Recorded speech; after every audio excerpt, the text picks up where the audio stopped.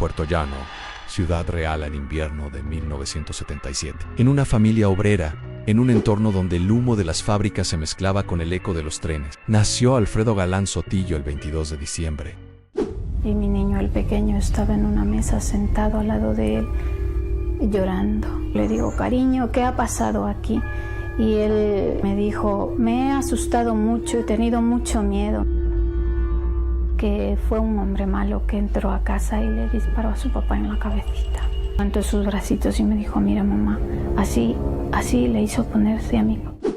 Era un niño como tantos otros, con la sonrisa fácil, de aspecto tranquilo y modales educados. Los vecinos lo describían como un chico amable, servicial, siempre dispuesto a ayudar. Pero la vida, desde temprano, le impuso una herida difícil de cerrar. Su madre murió cuando él tenía apenas 8 años, al dar a luz a su hermana menor. Aquella pérdida cambió la dinámica del hogar para siempre en el padre. Agotado por la rutina laboral, y los abuelos paternos asumieron la crianza de los niños, la ausencia materna dejó un vacío que el tiempo no supo llenar. En el colegio era un alumno cumplidor, aunque sin brillo, delegado de clase, sociable pero reservado. Muchos lo recuerdan como un joven educado, de esos que parecen destinados a pasar desapercibidos. Nadie podía sospechar que, bajo esa fachada normal, comenzaba a formarse una mente que años después marcaría con sangre las páginas de la historia criminal española. Mira, ahí es que en el caso hubo muchas cosas raras. Ahí, por ejemplo, mi padre tuvo un forcejeo, porque además en la autopsia sale que mi padre tenía los nudillos morados de haber tenido un forcejeo, con lo cual él se defendió. Igual que se encontró una colilla tirada en el suelo de la cocina y nadie sabe de quién es esa colilla. Y además, en casa de mi padre no se encontró ningún naipe. No, hay muchos cabos sueltos que no terminan de encajar. Entonces yo sigo sin entender muchas cosas y sigo pensando que en casa de mi padre entraron por lo menos 2 personas. Ahí había implicada más gente, lo englobaron todo como el asesino de la baraja, todo porque era el mismo arma el que había disparado a todos. Y además Alfredo Galán, en su tercera declaración, dijo que él había vendido esa pistola a 2 personas y que en el juicio lo diría, pero nunca abrió la boca.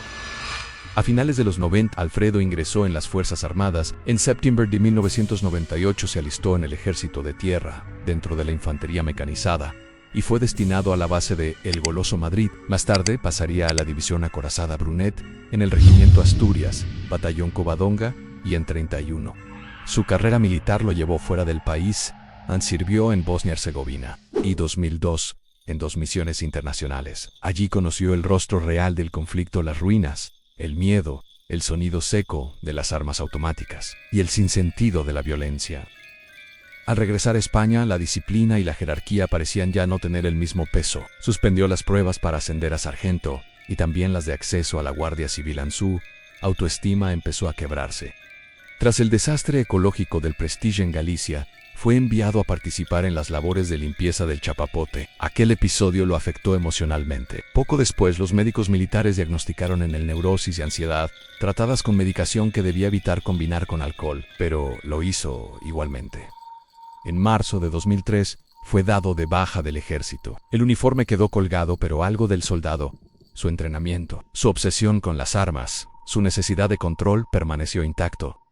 Ya fuera del ejército, Alfredo buscó estabilidad. Consiguió trabajo como vigilante de seguridad en el aeropuerto de Madrid-Barajas, un empleo rutinario que contrastaba con la adrenalina del servicio militar. Sin embargo, la sensación de fracaso no lo abandonó. Se instaló en Alcalá de Henares, donde empezó a beber con frecuencia y a mostrar comportamientos erráticos. Según relatarían después sus compañeros, alternaba momentos de aparente normalidad con otros de agresividad contenida. En la soledad de su piso comenzó a recortar noticias de sucesos, a obsesionarse con crímenes y titulares. Nadie lo sabía, pero ya estaba escribiendo, en silencio, el primer capítulo de su propia historia sangrienta. El cadáver lo descubría de madrugada un conductor de un autobús nocturno. Juan Carlos, de 28 años, estaba tumbado boca arriba bajo esta marquesina en el barrio de la Alameda de Osuna, muy cerca del aeropuerto. Se realiza el levantamiento de cadáver junto con el forense y el juez de guardia de aquel día y por parte de Policía Científica se efectúa la inspección ocular técnico-policial. Aparentemente las lesiones proceden de la cabeza, que son de donde sale la sangre, bueno, el orificio de entrada en la base del cráneo, en la zona occipital, y con una salida en la zona frontal, creo que con una trayectoria diagonal. Junto al cadáver se halló un naipe de la baraja española, en concreto unas de copas. 24 de enero de 2003. Madrid amanecía fría. En la calle Alonso Cano, un hombre joven vestido de negro llamó a una puerta. Al otro lado estaba Juan Francisco Ledesma, portero del edificio, alimentando a su hijo pequeño.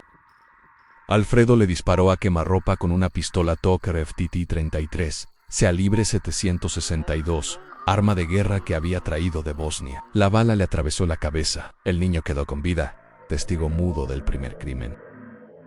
El 5 de febrero, otro disparo, otra víctima, Juan Carlos M., empleado del aeropuerto. A su lado los agentes hallaron un as de copas. El 7 de marzo, en Tres Cantos, atacó a una pareja. El hombre fue herido. La mujer sobrevivió. En la escena en un 2 de copas. El 18 de marzo, en Arganda del Rey, asesinó a la pareja rumana Gheorghi y Doina Magda en el suelo, el 3 y el 4 de copas. En apenas 2 meses, la ciudad se convirtió en un tablero de cartas manchadas de sangre. El asesino jugaba su partida mortal.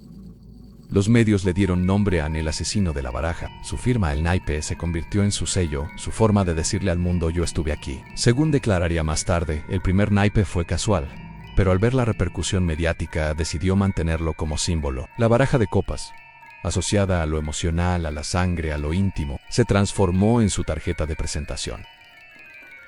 Galán utilizaba la Tokarev, arma soviética de precisión letal, y disparaba con frialdad quirúrgica. Afirmó en el juicio que mataba para demostrarse a sí mismo que matar era fácil. No había motivo aparente, no había selección lógica, solo el impulso y la ejecución.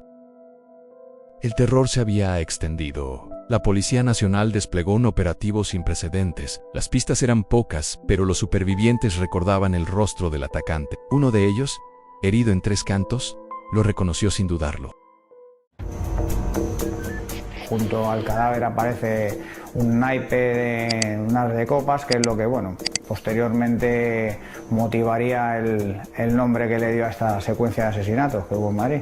La policía investigará ahora si el asesino dejó la carta por descuido o si quiso decir algo. Si fue así, un naipe puede significar muchas cosas: juegos de rol, tarot o un mensaje de un ajuste de cuentas. El 3 de julio de 2003, el caso dio un giro inesperado. Alfredo Galán se presentó voluntariamente en la comisaría de Puerto Llano, su ciudad natal. Estaba ebrio, dijo con voz vacilante: soy el asesino de la baraja. Otro caso es el del pistolero del bar de Alcalá de Henares. Ayer tarde descerrajó su 9 milímetros sobre la dueña, su hijo y una clienta, dejando 2 muertos. Aportó un dato que nadie conocía: los naipes dejados junto a las víctimas tenían un punto azul en el reverso, marca que solo el autor podía saber. Sin embargo, días después, trató de retractarse, afirmando que los crímenes habían sido cometidos por 2 skinheads. Pero las pruebas, los casquillos, el arma, las coincidencias balísticas, hablaron por sí mismas. El juego había terminado. Llegó solo, borracho, con la verdad entre los labios. Confesó, se desdijo, culpó a otros, pero ya no importaba. Las cartas estaban sobre la mesa.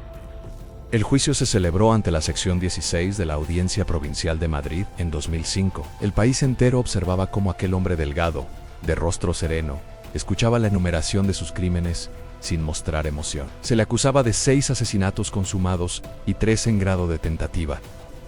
La sentencia fue clara: 142 años y 3 meses de prisión, además del pago de más de 600.0 euros en indemnizaciones a las víctimas y familiares. Sin embargo, el Código Penal español limitaba la estancia efectiva en prisión, por lo que se estimó que podría salir en torno a 2028, dependiendo de revisiones y beneficios penitenciarios. Además que entró, se puso enfrente de mi hijo y se miraban los dos, y con la mano derecha saca una pistola y de repente pues oímos un disparo muy grande que rebotó todo el bar. Y de repente miré y mi hijo ya no estaba dentro de la barra. Y entonces este señor se volvió hacia nosotras apuntándonos con la pistola y disparó a Juani. Me disparó por la espalda, sentí un golpe muy fuerte y me tiré al suelo y me encogí. Entonces me quedé quieta sin moverme para que él pensara que me había matado. Y luego seguidamente, en unos segundos, pues volvió a dispararme en la pierna. El caso del asesino de La Baraja marcó un antes y un después en la historia criminal de España. Los asesinatos aleatorios, la frialdad de la ejecución y la teatralidad del naipe generaron una ola de miedo colectivo. Durante semanas, Madrid vivió bajo la sensación de que cualquiera podía ser la próxima víctima. Los criminólogos definieron a Galán como un asesino en serie con ritual, con rasgos narcisistas y un componente simbólico en su firma. Su entrega voluntaria fue interpretada por algunos expertos como una búsqueda de notoriedad, la necesidad de ser reconocido, incluso como monstruo. El caso inspiró libros, documentales y estudios académicos que analizan la mente del homicida contemporáneo, la banalidad del mal y la fascinación social por el asesino que convierte el crimen en espectáculo. Al final, lo que queda no son las cartas, ni los titulares, ni los años de prisión. Quedan las víctimas. 6 vidas cegadas, familias rotas, testigos que aún recuerdan el sonido de los disparos. Detrás del apodo mediático y del mito del asesino de La Baraja, hubo seres humanos reales, con historias interrumpidas. A través de los datos aportados por la testigo se hace un retrato robot, se emitió por los medios de comunicaciones, y también se pidió la colaboración de la sociedad, ¿no? De la ciudadanía, porque si no era pegar como un palo de ciego, ¿no? Porque a quien busca, ¿no? Ella hace un reconocimiento positivo de una persona. Nos pone el matiz de que cuando él ejecuta el hecho lleva gafas puestas.